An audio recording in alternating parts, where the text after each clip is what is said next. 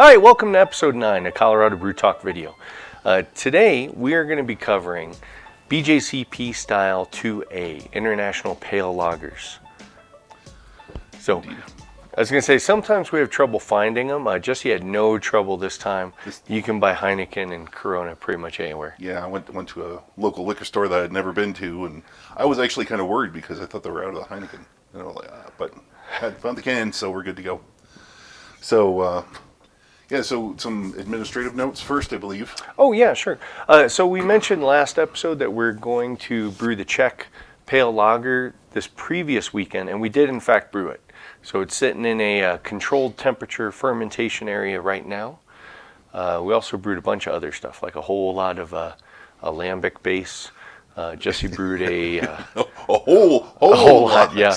Many gallons of that. Yeah, my target gravity was like 1046, and it came out at 1086 or something like that. It was, yeah, it was a lot. So you're pretty quick on figuring out what to do with it. Let's do this. Let's move this over here. I couldn't follow it, but you got it sorted out. So yeah, those are for my ongoing sour projects. So, and then I'm drawing a blank on the name of the beer. I knew it was a Dortmunder Export. Dortmunder Export is basically It's a Helles. Thank you. Yeah, and it's sitting right back there, bubbling away happily. So yeah, I'm looking forward to trying. This is my first lager, so we'll see how that goes. I just got the temperature control figured out, so we'll see how that works out. And near the end of the episode, we're talking about drawing maybe two different things from the hamster ball Selectomatic, just so we have a little wiggle room if we need to move things around or have trouble finding stuff. Yeah. I didn't think we were going to have as many issues finding some of these styles, but I know some of them are going to be a real bear. So yeah, but we could get working on it ahead of time. Yeah, exactly. So good excuse to brew. Yeah. So, as Mike said, today we were talking about international pale lagers, which, as you can see, Heineken, Corona, I think a couple other examples in the BJCP are Red Stripe, Sing. Some people say Sing-Ha, but I actually found out, I was reading somewhere, and it's not pronounced Sing-Ha. The Ha part is like the P in psychiatrist. Oh, okay. In Thai. Or pterodactyl. Or pterodactyl. So, so if you say pterodactyl, then you'd be sounding as nutty as saying a Sing-Ha and going to Thailand. But I'm sure they'll know what you're talking about. But still, I just thought that was interesting. A little bit of trivia. But these beers were basically started in the United States. Were designed as a premium lager, quote unquote, to be a premium against the Budweisers and Coors, I'm sure. And then outside the United States, they were to imitate the American lagers. Which why I don't know why anybody would want to do that, but hey, here they are. And then they also kind of added a middle ground between the American style lagers and the Pilsners, which are a lot more bitter, so they're kind of a middle ground for the Europeans. Yeah, because I know most Americans don't like any real bitter beer. Yeah. Or maybe not most Americans anymore, but most mass-produced beer drinkers. Well, people that are into, and I don't mean to sound elitist or to really pick on the people, you like what you like, but people that really favor Budweiser's, Coors, the American lagers, I think these are probably like really, this is, kind of bitter and a really different flavor. Yeah. It's a lot different than like an IPA. That would be a bit too much for someone that's absolutely used to them. So anyway, so then obviously they're brewed by large corporations in Europe and other places and shipped over here in boats. It takes several weeks to get here. Which brings me to the next point. So, doing research on these, I found out that a lot of people complain of these being skunky, which has kind of a weed smell, marijuana smell, or skunk smell. Yeah. I was going to say, I grew up on Molson. Molson was like the premium beer we could get.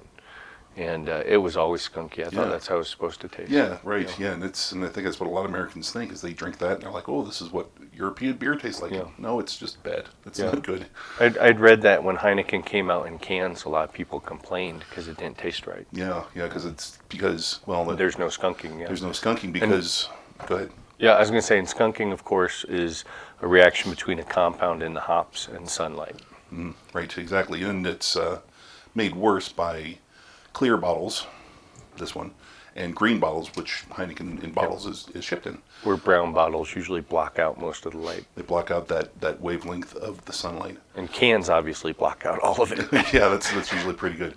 So I've also heard, going on Mike's point, is that they have actually started intentionally skunking the Heineken. We'll find out tonight. Yeah, I'm curious about that. If they intentionally skunk it just to kind of get that flavor that Americans have grown used to with Heinekens. I know there was a big difference. I was in Germany many years ago. I lived there for a period of time.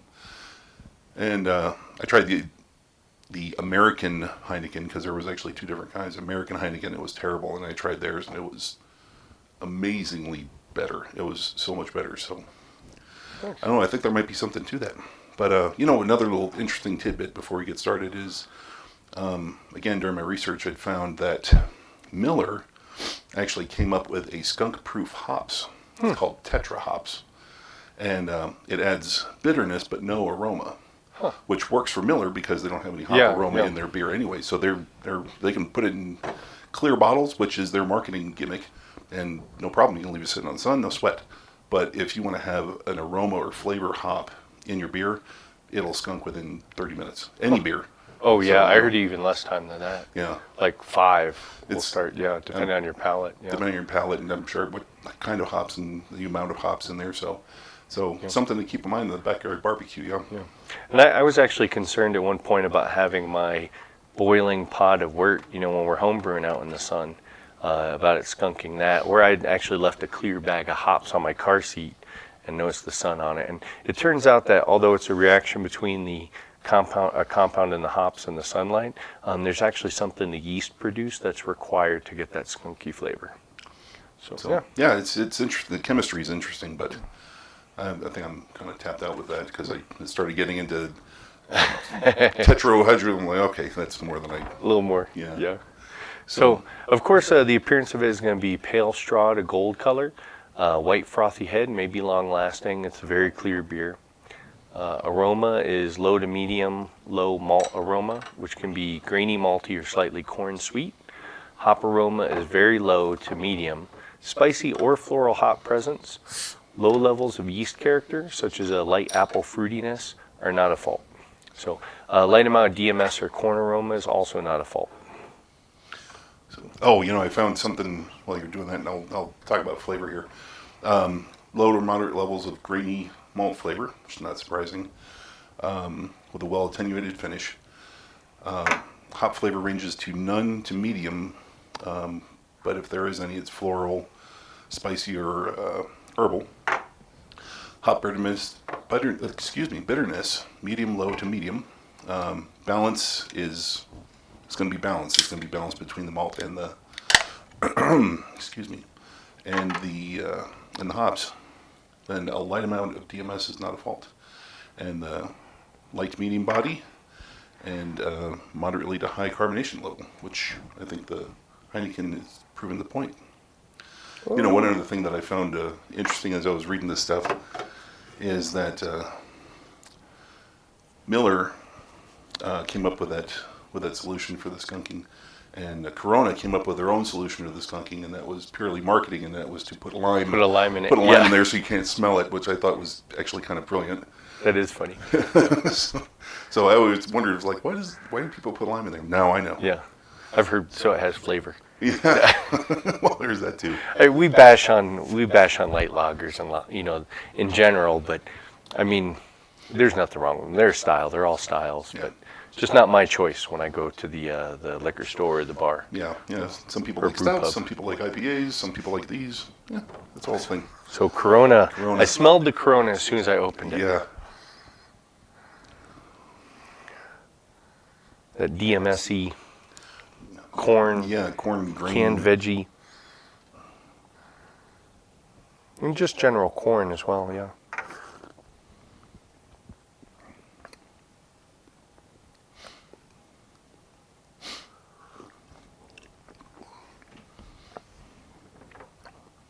Yeah, it is balanced, I think. Yeah.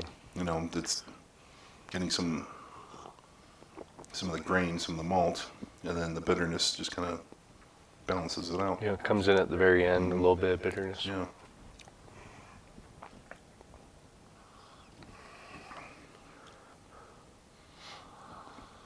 about as I remembered. Which, I mean, it's not horrible. It's not bad. I'm not getting a skunk flavor from this one. I'm not So it either. was well cared for. May have been. So I'm curious. That's something I should look up. I wonder where the Corona. I wonder if it actually says in here where it's bottled. I don't see. Oh, imported from Mexico. So and we're in Colorado. So yeah, who knows? Yeah, they kept it out of the sun. Yeah. So So I guess, hey, it's okay. yeah, no, it's. I mean, that's certainly nothing I'd put my nose up at if I was sitting next to a pool and someone offered me one.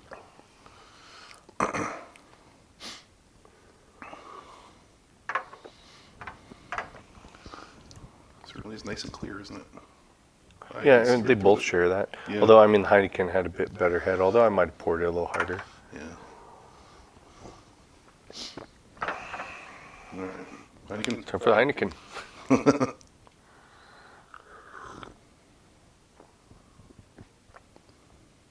Yeah, I don't get a skunky flavor from it either.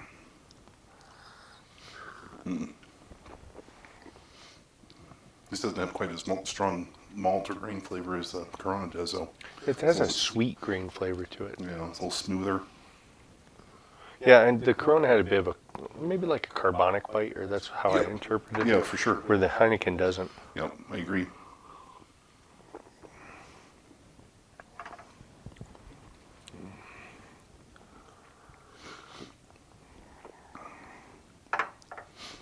Yeah, that's not what I was expecting. That's actually not too bad. Yeah. That's all right. Yeah, that's. I thought the Corona was. Well, that's really balanced. I thought the Corona was, but that's. Yeah, the Corona's more on the bitter side than the Heineken Yeah, is. it is. And part of that could be the carbonic bite too, but Yeah, maybe. I don't know. when I was trying to, it seemed like I said, the hops kind of come in at the very end. Real light flavor. See, I'm getting a little bit of skunk off that now. Now that I had the Heineken. Just a hint. More in the nose than anything. I wonder if that's more of a sulfur. I wouldn't call it. If it is skunked, it's really It's mildly super mild, skunked. yeah. It might just be from, well, it wouldn't be from out here, but. The sun, I mean. We said less than 30 minutes. Yeah. But, so yeah, well, that's not too bad. Okay, my attitudes have changed a little bit. Yeah. And I was the same way. I recently had a Rolling Rock. We helped someone move, and they offered the Rolling Rock. And there's a story about how they had an off flavor in it, and Budweiser, when they bought Rolling Rock, had to reproduce that. And I was like, oh, let's give it a try. And I have to say, after a day of moving furniture in the sun, I was really glad to have that Rolling Rock. Yeah, I can see that. Nothing too heavy, and Maybe next episode, Natty Light. Maybe not. we'll have to see if the hamster ball has in I store wonder if for us. Natty Light is an example, one of the commercial examples for anything. Oh, it might be. We'll have to It check. might be, okay. It might be. We'll have to check. We'll be able to find that. I just don't know if we'll be able to buy less than a case. That was my concern with these, is that I was afraid that I would have to buy a 12-pack of Heineken, and I'm like, oh, what am I going to do with this? I mean, I would have drank it, probably, but a 12-pack of anything I get tired of after a while. So. Yeah. We usually take turns on who buys each tasting, and he got off lucky. I think it was $6, you said? It was $6 for both of those, yeah, as opposed to, I think our Belgian experiences were like $15 a bottle or Yeah. something. Yeah, which isn't, get what you pay for. So hey, Yeah. that's $3. That's worth it. Because even if we don't drink that and dump it, You put it on your money well Wheaties. yeah, exactly. I'll give it to my 4-year-old. I'm kidding. I won't.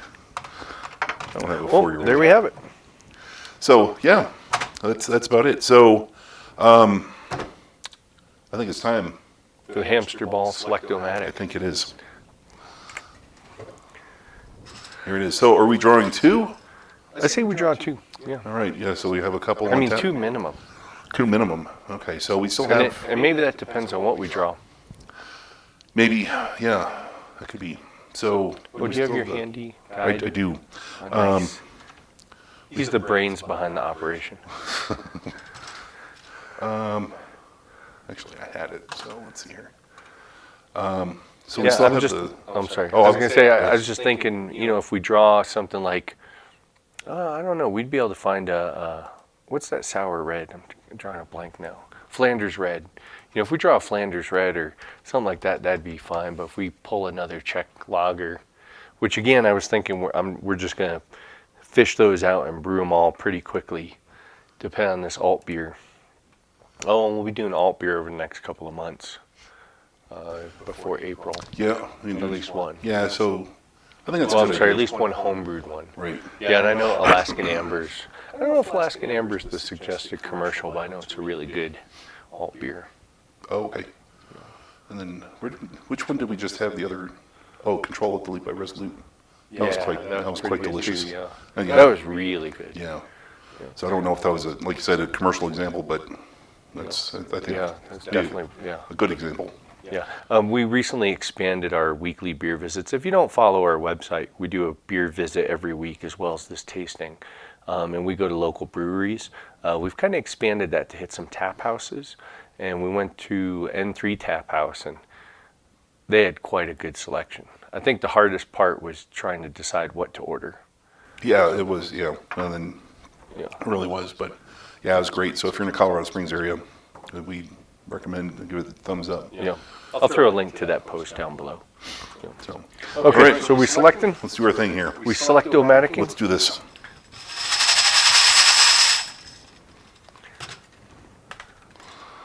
I need to put a piece of tape or something on here, don't I? I do this every time. Oh, then we could just go like that at the end and whatever stuck to it. Oh, that's not a bad idea, actually. Okay. So I'm not looking. I am. 19B. 19B. Oh, let me, hang on, let me shake it again.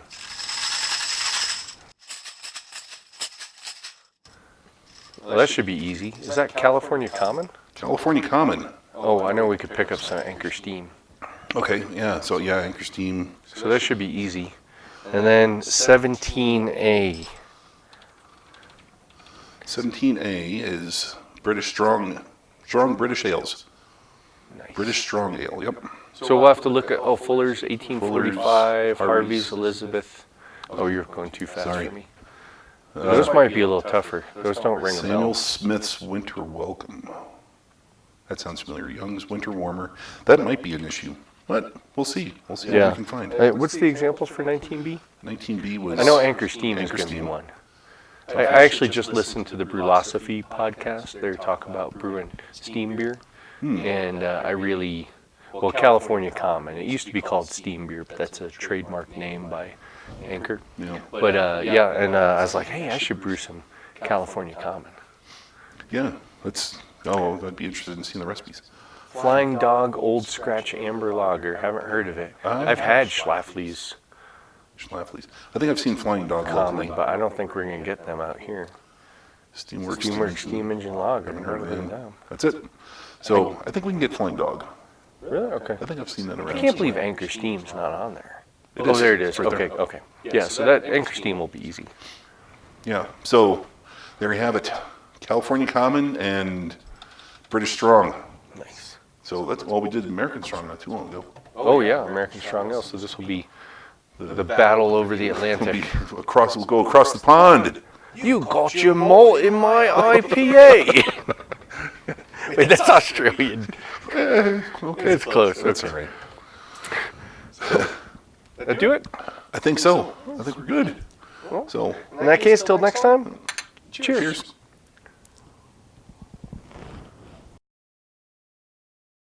Thanks for watching our video. Check out our website at coloradobrewtalk.com for more great content. While you're there, be sure to leave us a comment or drop us a line with your thoughts. You can also find us on Facebook and Twitter at CO Brew Talk, or follow the links below. Make sure to like this video and subscribe to our channel so you don't miss any future content.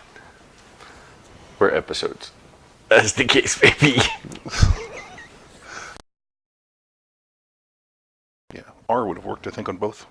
Hit the letter R. R is for rhino, red, Rasputin, Recombinant. ratatouille.